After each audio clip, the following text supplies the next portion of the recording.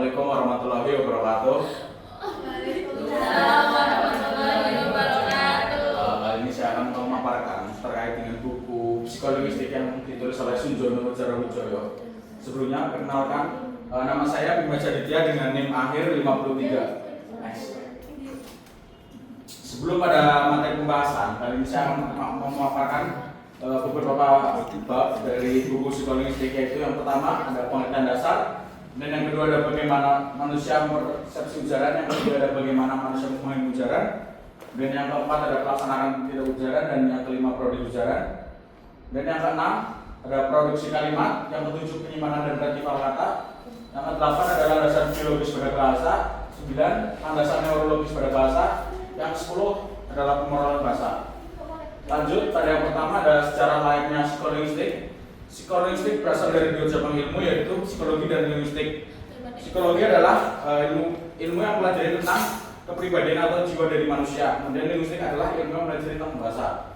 Sementara itu, di benua Amerika, kaitan antara bahasa dengan ilmu jiwa juga mulai tumbuh. Perkembangan ini dibagi menjadi 4 tahap menurut Cass dalam bukunya tahun 1992. Yaitu yang pertama ada tahap formatif, kemudian tahap psikologistik, dan yang ketiga ada tahap kognitif, dan yang keempat tahap teori psikologistik, realitas psikologis, dan ilmu kognitif.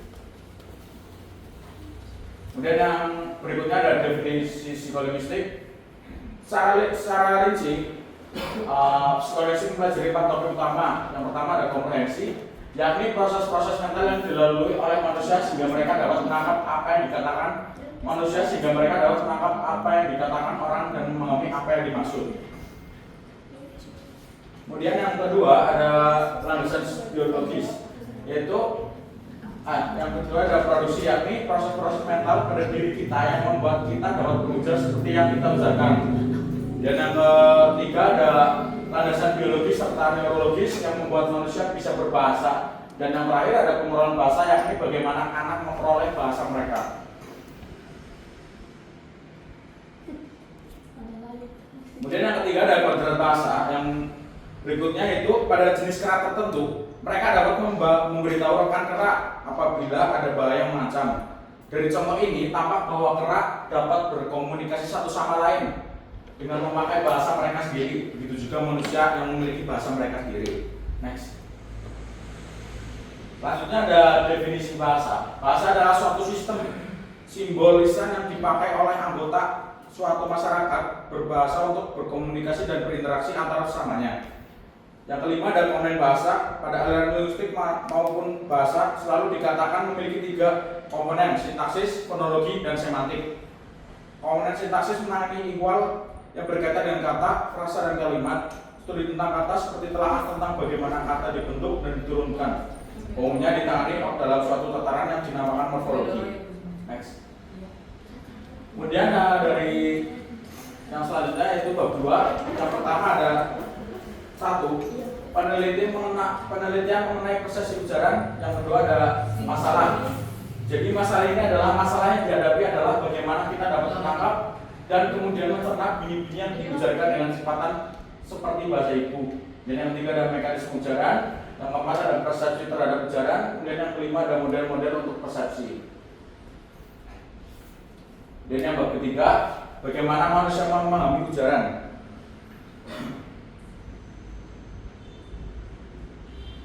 Yaitu yang pertama ada struktur batin dan struktur lahir.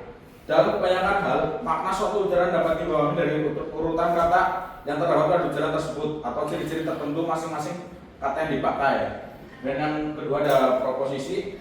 Waktu kita mendengar suatu ujaran, yang kita dengar memang serentetan bunyi yang membentuk suku kata. Dan dari suku kata menjadi kata, dari kata menjadi frasa, dan menjadi kalimat. Dan yang ketiga ada konstituen sebagai realitas psikologis. Yang keempat ada ambiguitas, yang keempat ada strategi dalam memahami ujaran. Yang kelima ada ambiguitas, yang keenam ada penyimpanan kata. Yang bab keempat yaitu ada pelaksanaan tidak ujaran. Yang pertama yaitu ada tujuan ujaran. Dalam berujar, manusia pastilah mempunyai tujuan. Bahkan waktu kita sedang ngobrol ngalor ngidul kesana kemari sekalipun, tujuan tadi berupa pemberian informasi pada pendengar. Dan yang kedua adalah langkah umum dalam pelaksanaan ujaran. Yang dimaksud adalah langkah yang harus dilaksanakan oleh pendengar setelah memahami suatu ujaran tergantung pada macam ujaran yang didengar. Dari teori tindak ujaran, kita ketahui bahwa ujaran hanya bisa representatif, direktif, konseptif, ekspresif, dan deklarasi. Dan yang ketiga adalah pelaksanaan ujaran. Karena tindak ujaran ada bermacam-macam, marilah kita lihat tindakan ujaran ini satu persatu. Pelaksanaan ujaran tak langsung, menyampaikan perkataan atau pendapat seseorang tanpa mengutipnya secara langsung. Ciri ujaran tak langsung tidak menggunakan tanda petik. Next. Kemudian ada yang bab kelima, ada produksi ujaran. Yang pertama adalah langkah umum. Langkah umum dalam memproduksi ujaran adalah proses dalam memproduksi ujaran dapat dibagi menjadi 4 tingkat. Yang pertama ada tingkat pesan, yang kedua ada tingkat fungsional, yang ketiga ada tingkat posisional, yang keempat ada tingkat fonologi. Dan yang kedua dari rincian produksi ujaran, yaitu seperti digambarkan di atas. Dalam proses memproduksi ujaran, orang mulai dari perencanaan mengenai topik yang akan diujarkan, kemudian turun kalimat yang akan dipakai, dan turun lagi ke konstituen yang akan dipilih. Dan yang ketiga ada hubungan antara komprehensi dan produksi. Orang dapat meretrieve kata hanya bila dia telah menyimpan kata itu dalam memori dia sebelumnya. Kemudian ada bab yang ke-6, yaitu produksi kalimat. Yang pertama ada senyapan dan kilir lidah. Yang kedua ada lupa ingat dan latah. Kemudian yang ketiga ada proses pengujaran. Yang keempat ada artikulasi kalimat. Dan yang kelima ada bagaimana kekeliruan terjadi. Dan yang ke-7 ada penyimpanan dan retrieval kata. Yang pertama ada leksikon mental. Mental leksikon dapat diibaratkan sebagai gudang di mana kita menyimpan barang. Tetapi gudang ini bukan sebarang gudang, karena tidak hanya barangnya yang disimpan itu unik, yakni kata, tapi cara pengaturannya juga sangat rumit. Dan yang kedua ada penyimpanan kata. Penelitian mengenai jumlah kata yang dimiliki orang-orang terdidik di Indonesia belum pernah dilakukan.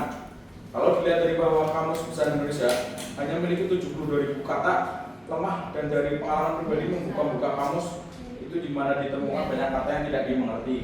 Dan yang ketiga ada faktor pengaruh penyimpanan dan retrieval kata. Yang keempat ada model penyimpanan dan retrieval kata. Yang kelima pengetahuan tentang kata. Yang keenam makna suatu kata, dan 7 organisasi kata. Dan yang ke-8 adalah perkembangan alat ujaran. Kalau ditelusuri perkembangan alat ujaran atau speech organ dari zaman purbanya akan tampak bahwa manusia memang mempunyai pertumbuhan yang paling belakang dan sempurna. Kemudian kaitan biologi dengan bahasa, yaitu di samping struktur mulut manusia secara biologis berbeda dengan struktur mulut binatang. Bahasa juga terkait dengan biologi dari segi yang lain. Hal ini terutama tampak pada proses pemerolehan bahasa. Next. Yang 9 adalah landasan neurologis pada bahasa. Yang pertama yaitu evolusi otak manusia. Yang kedua ada otak manusia dan otak binatang. Yang ketiga ada kaitan otak dengan bahasa. Yang keempat peran hemisfer kiri dan kanan. Yang kelima ada gangguan bicara. 6 hipotesa umur kritis. 7 kekidalan dan kekinekanan. Yang ke-8 otak pria dan otak wanita. Dan 9 bahasanya yang terakhir metode peneliti otak. Yang 10 ada pemerolehan bahasa. Yang pertama adalah sejarah kajian pemerolehan bahasa. Minat terhadap bagaimana anak memperoleh bahasa sebenarnya sudah lama sekali. Konon Raja Mesir pada abad ke-7 sebelum Masehi menyuruh bawahannya untuk mengisolasi dua dari anaknya untuk mengetahui bahasa apa yang akan dikuasai. Yang berikutnya ada metode penelitian dalam pemerolehan bahasa. Jamin buku catatan harian, metode penelitian yang dipakai juga berupa observasi. Dengan kemajuan teknologi, data diperoleh dengan merekam uji tingkah laku anak saat belajar, baik secara visual maupun auditori. Yang ketiga ada universal bahasa. Karena anak dapat memperoleh bahasa apapun yang dijadikan kepadanya, pastilah ada suatu sifat universal pada bahasa. Yang keempat ada universal dalam pemerolehan bahasa. Yang kelima ada ratapan dan ujaran. Yang keenam ada bahasa ibu versus bahasa sang ibu. Yang ketujuh komprehensi dan produksi. Yang kedelapan proses pemerolehan bahasa. Sekian presentasi yang dapat saya sampaikan. Bila ingin bertanya, silakan. Baik, perkenalkan nama saya Arvina Riandita Merli dengan NIM akhir 52. Pada slide landasan neurologis bahasa, tolong jelaskan apa hubungannya dalam bahasa itu terdapat otak hewan dengan otak manusia. Terima kasih. Perkenalkan Perkenalkan, nama saya Sandra Biawasri dengan NIM 2218400. Di sini saya ingin bertanya kepada Mas Bima pada bab 9 landasan neurologis bahasa, poin ke-6 hipotesa umum kritis. Jadi pertanyaan saya yaitu apa yang menjadi landasan neurologis bahasa hipotesa umum kritis pada bab 9. Terima kasih. 3. Kali ini saya akan menjawab pertanyaan dari Mbak Arvina, yaitu otak binatang sama otak manusia pada landasan neurologis.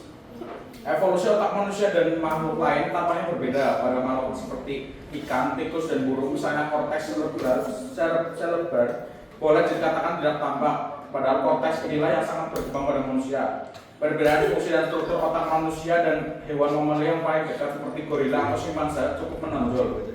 Antara otak dan tubuh secara keseluruhan dihubungkan oleh sistem saraf periferal.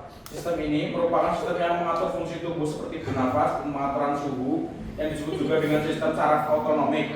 Sebagai contoh, pada simpanse atau gorila tidak terdapat daerah-daerah yang dipakai untuk memproses mental, termasuk proses kebahasaan. Hewan seperti simpanse lebih banyak memakai otaknya untuk kebutuhan fisik dan penggunaan naluri atau instingnya.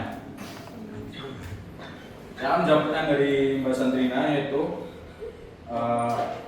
yang hemisfer kiri dan hemisfer kanan. Bagian manakah yang lebih berhubungan dengan bahasa? Ada pandangan yang menyatakan bahwa pembahasan adalah tanggung jawab dari hemisfer kiri. Di bawah ini akan dipaparkan beberapa penelitian tentang hal tersebut. Pandangan yang menyatakan bahwa pembahasan tersebut tanggung jawab hemisfer kiri tidak sepenuhnya salah. Penelitian pada tahun 1949 yang memasukkan cairan ke kedua hemisfer menunjukkan bahwa bila hemisfer kiri yang ditidurkan, maka terjadilah gangguan bicara. Tes yang dinamakan dichotic listening test yang dilakukan oleh Kimura pada tahun 61 juga menunjukkan hasil yang sama. Kimura memberikan input katakanlah pada telinga kiri dan telinga kanan secara simultan. Hasil eksperimen ini menunjukkan bahwa input yang masuk lewat telinga kanan lebih akurat daripada telinga kiri. Sekian dari saya, kurang lebih mohon maaf. Assalamualaikum warahmatullahi wabarakatuh. Waalaikumsalam warahmatullahi wabarakatuh.